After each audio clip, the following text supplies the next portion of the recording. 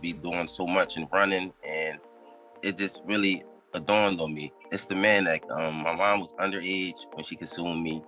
Anyone who'd have been older than Let's be honest. We all see the perfect pictures, the billion-dollar tours, the untouchable power of Jay-Z and Beyoncé.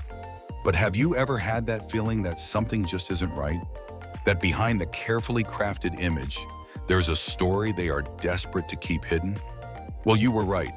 For over a decade, a man named Rymir Carter has been fighting a lonely battle, and he's not asking for money or fame. He's asking for a single DNA test to prove what he says he's known his whole life, that Jay-Z is his father. The harder he fights, the higher the Carters build their walls. This isn't just a forgotten secret anymore. This is an active cover-up, and the details expose a chilling pattern of cruelty and silencing that leads directly to Beyoncé herself. So what is she so terrified of us finding out? Let's talk about it. So let's get right into Rymir's story, because it's a tough one. Imagine spending your entire adult life with a question mark hanging over your head. That's Rymir.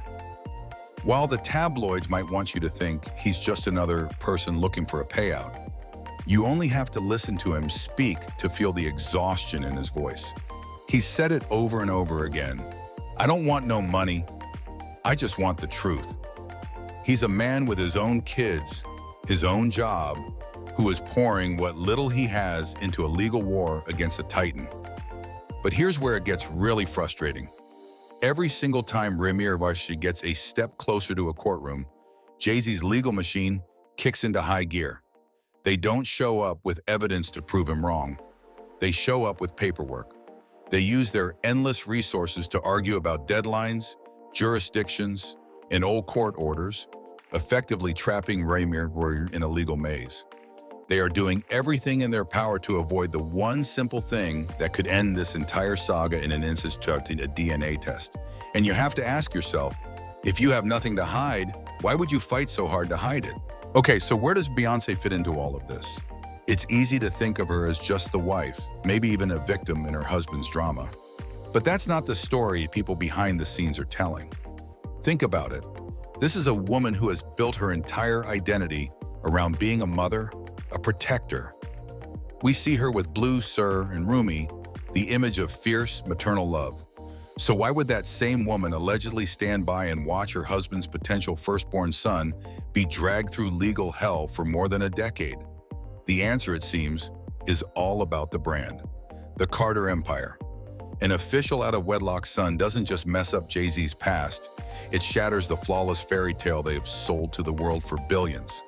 It confirms the whispers of infidelity and cracks the very foundation of their carefully constructed image. So Beyoncé says nothing. It's not a passive silence, it's a weapon.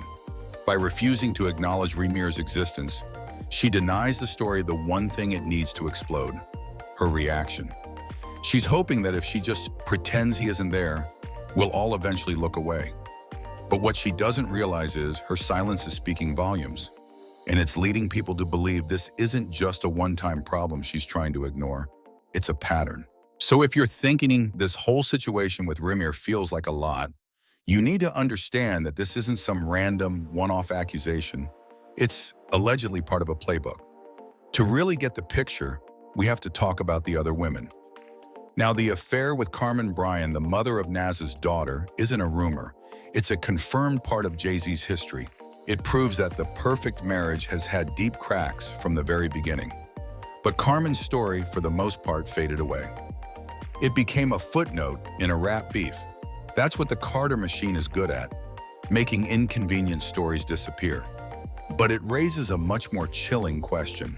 What happens when the story doesn't want to disappear? What happens when the woman involved doesn't just go away quietly? What happens when she says no to a man who isn't used to hearing it? That's when the story moves from simple infidelity into something much, much darker. And it takes us right to the tragic final days of a music legend. This is where things get heavy, because we have to talk about Aaliyah. Her death was a tragedy that shook the entire world, and it has always been surrounded by unanswered questions. But what does it have to do with Jay-Z? Well, according to his own former business partner, Dame Dash, it might have a lot to do with him. Dame has been very public about the fact that both he and Jay-Z were trying hard to win Aaliyah's affection. He describes it as a competition, but it was a competition Jay-Z ultimately lost. Aaliyah chose Dame. Now imagine being a man like Jay-Z, who at that point was on top of the world, a man who gets everything he wants. How do you handle that kind of rejection? According to Dame, he didn't handle it well at all. While we have to be clear, this is all speculation. It paints a disturbing picture. Figures like Jaguar Wright have thrown gasoline on this fire, making explosive claims and demanding a new investigation into Aaliyah's final hours. They ask us to question why she was put on a plane she was reportedly terrified to board. Was it just a tragic accident?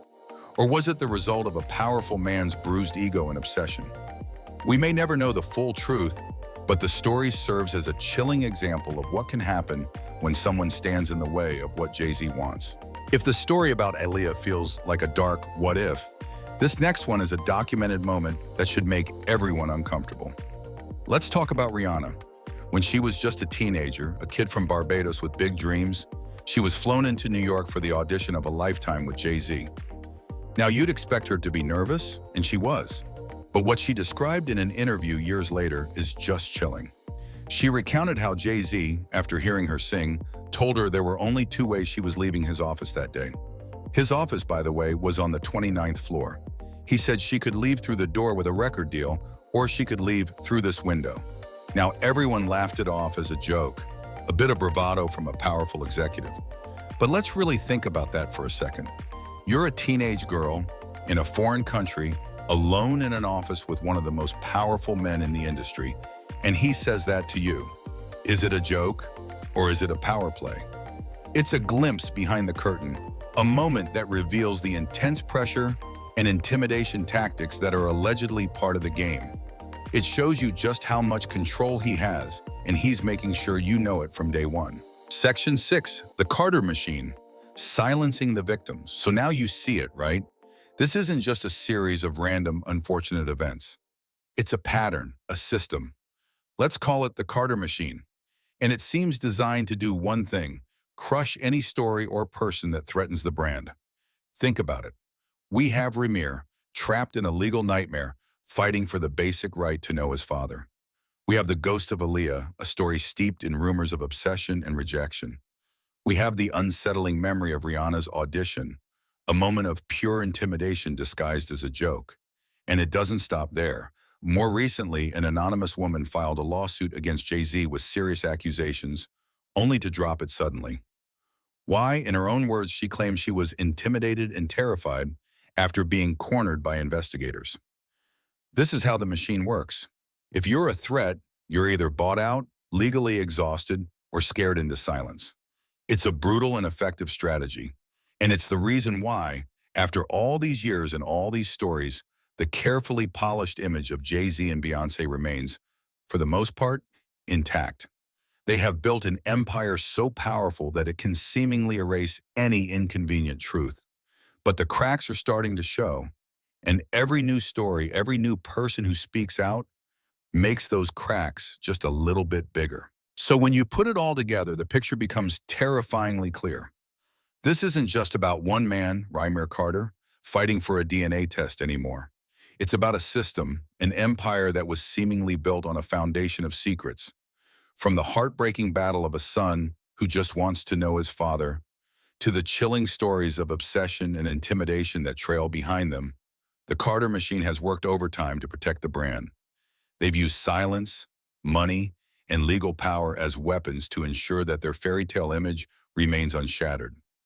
But here's the thing about the truth. It doesn't just go away. It waits. And with every new story, every new crack in the wall, the questions get louder. Rymir Carter isn't just fighting for himself anymore. He's fighting against a legacy of alleged secrets and control. And it leaves all of us with one final unsettling question. If they are willing to go to these lengths to hide all of this, what else are they hiding? And how long will it be before the entire empire of secrets comes crumbling down?